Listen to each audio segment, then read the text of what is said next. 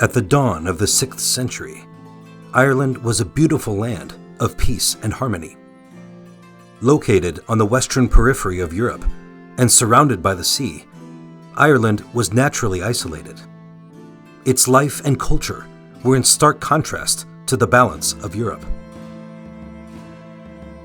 To the east, the Dark Ages had begun.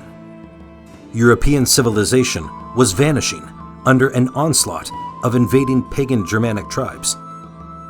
Tribal chieftains continuously fought with each other for control and domination of the vacuum left by the retreating Romans. Christians and their teachings of peace, unity, and brotherhood were considered a direct threat to the tribal chieftains' authority and power. Ireland's isolation allowed Christian Celtic monks to venture into the Irish wilderness and teach. They built monasteries, which became the local center point for their work. Into this world, Brendan, the future navigator, was born. He would play a key role in expanding the Christian evangelization mission, following St. Patrick's first wave of work in 432 AD. My parents lived in Tralee County, Kerry, a seaport town in southwest Ireland. My father was a fisherman frequently in the nearby Tralee Bay and Atlantic Ocean. My mother gave birth to 2 children. I was the firstborn, followed by my sister Ariane. We were an ordinary family. During the day, my sister and I would play near the water and sail our small boat on the rivers and tributaries that adjoined the bay.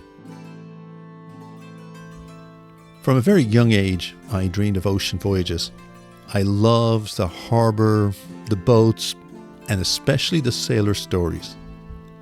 The drama intrigued me.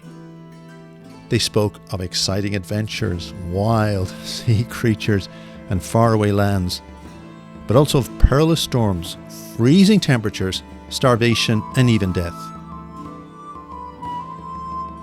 The Atlantic was said to be beautiful, but very unpredictable and dangerous. Always changing, a perfect metaphor for everything: peace and violence, life and death. My parents died when Ariane and I were still children. Now, Sister Ita, our mother's friend, who would later become an Irish saint, took us in. Sister Ita was an ideal foster mother. She was always there for us and very serious about our education. Brendan was a very intelligent young lad. He was a natural leader and well liked by the other children. He was very curious and adventurous. He would frequently lead a group of children into the forest or down near the bay in search of a new discovery. What I admired most was that he was a big dreamer, always looking at possibilities far beyond other children his age. I encouraged him to dream big, pray for guidance, and listen closely to God, because He will always answer you. We became lifelong friends, and we frequently discussed his endeavors and challenges through the years. When I was 10 years old, a close friend of Sister Ita, Bishop Eric of Slane, invited me to join to learn about the life of a Christian missionary monk. Bishop Eric was the leader of the Irish missionary movement. Now, Eric was a father figure. He took personal interest and taught me how to dedicate myself to God by teaching the Christian faith to others. I learned of Bishop Eric's passion for sailing, and I told him about mine. Eric was an expert sailor and taught me everything he knew. He taught me how to interpret ocean currents, navigate the winds, read the stars, and make my own sailing charts. I worked with Bishop Eric for nearly 20 years. Together we sailed the coast while spreading the good news to people across Ireland. Then Eric gave me his personal nautical charts and journals and asked me to succeed him as the leader of the Irish missionary movement. I accepted and promised to continue his direction. Shortly thereafter, Bishop Eric passed away. I attended his funeral, sorrowful for my loss, and contemplated his words about leading the movement. I didn't know what to do. following Eric was a huge responsibility. I felt lost without his guidance. How was I to lead?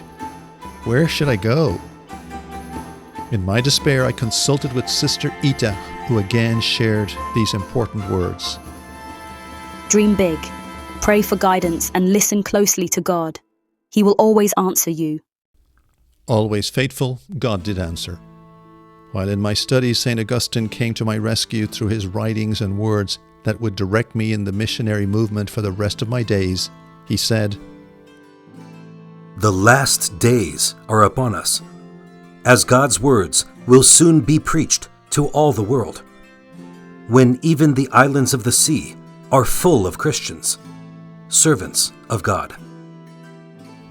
These words struck me immediately. God was calling me to be part of St. Augustine's final journey, to teach all people to be servants of God so that the promise of God's kingdom could prevail.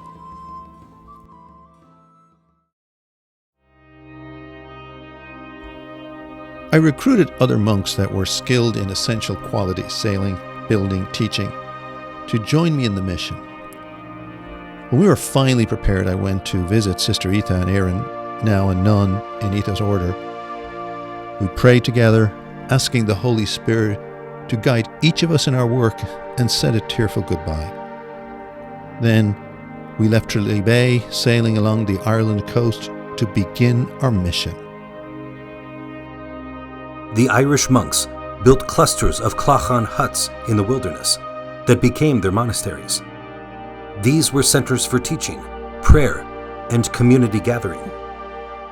Brendan's lessons on Christian principles, the gospel, and God's love, complemented by his teaching style and charisma, attracted many people to his newly founded monasteries.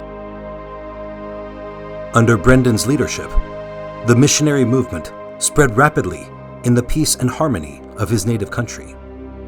In just 7 years, he and his crew founded 23 new monasteries in Ireland. Brendan was pleased with the movement's accomplishments, but he believed that God's calling required more of him.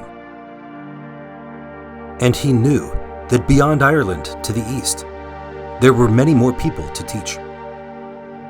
Sister Ida encouraged Brendan to continue his work, but warned him, You must be aware that you will be a threat to the pagan chieftains. Your life will be in danger. Brendan knew she was right, but he had promised Bishop Eric to continue his mission and was committed to reaching all the people. Brendan sailed east across the Irish Sea and founded 14 new monasteries in Scotland before being attacked and forced out by the warriors of the Pict tribe. He moved south to Wales. As the monks were building their third monastery, a follower warned Brendan that the Breton chieftain had placed a price on his head and that he should leave immediately.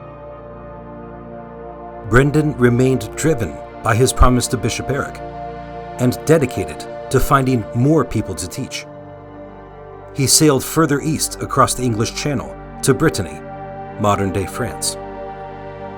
After founding 2 new monasteries in a land where Christian monks and their teachings were despised, Brendan and his missionaries barely escaped being killed by the Britons' tribal warriors.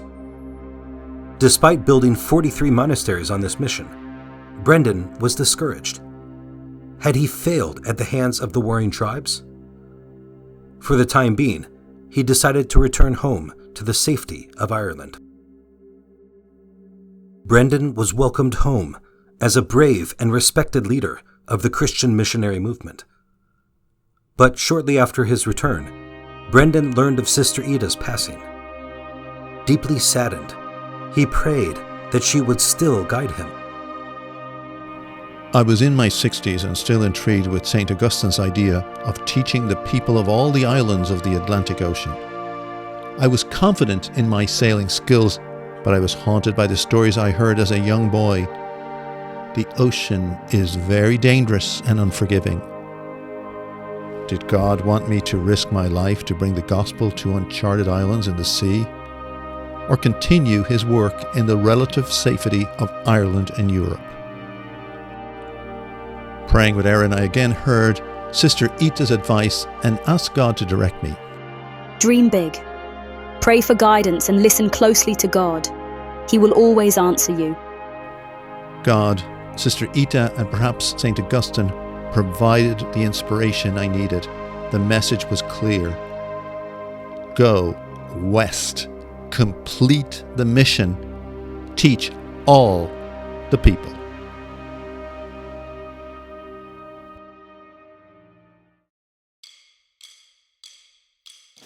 Sailing west into the vast Atlantic was extremely dangerous in the 6th century. Little was known about weather, ocean currents, and wind directions. No one knew of the reliability of the small sailing vessels. Navigation records were rare and imprecise. Irish missionaries were known to have traveled west to spread Christianity. The few that returned brought stories of hostile peoples and cultures, treacherous storms, and very alarming natural oddities. Brendan's new challenges in the West would be about nature, rather than the warring, uncivilized people in the East. Brendan and his crew of 15 monks built a 36-foot-long, 2-mast boat of wood and tanned oxhide sealed with grease. In it, they embarked on a 7-year missionary expedition into the Atlantic Ocean, which many believe is of major historical significance.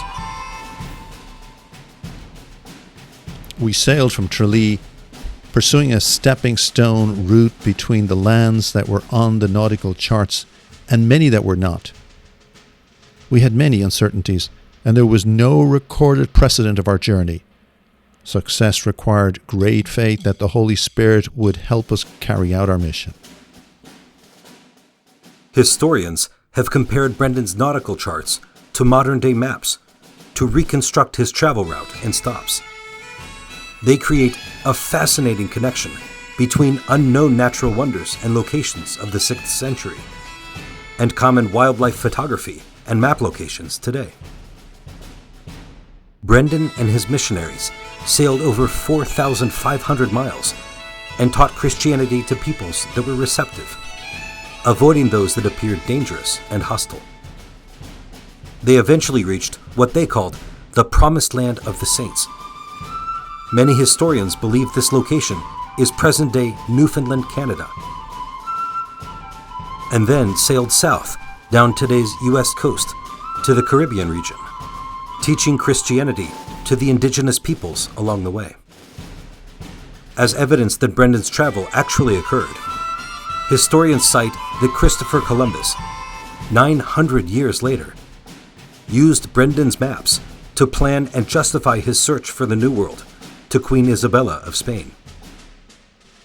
Brendan's 7-year journey added dozens of islands and North America to 6th century nautical charts. It had a profound effect on subsequent Atlantic travel and the expansion of the Irish missionary work. After teaching thousands to be servants of God, Brendan, now in his late 80s, returned home to Ireland and was welcomed as a hero given up for dead. Brendan remained in Ireland for his final years. Brendan died at the age of 93 while visiting his beloved sister Ariane, now the Mother Superior of a convent of Irish nuns. As Brendan requested, he was buried near the Clonfert Monastery, the most famous monastery in Ireland.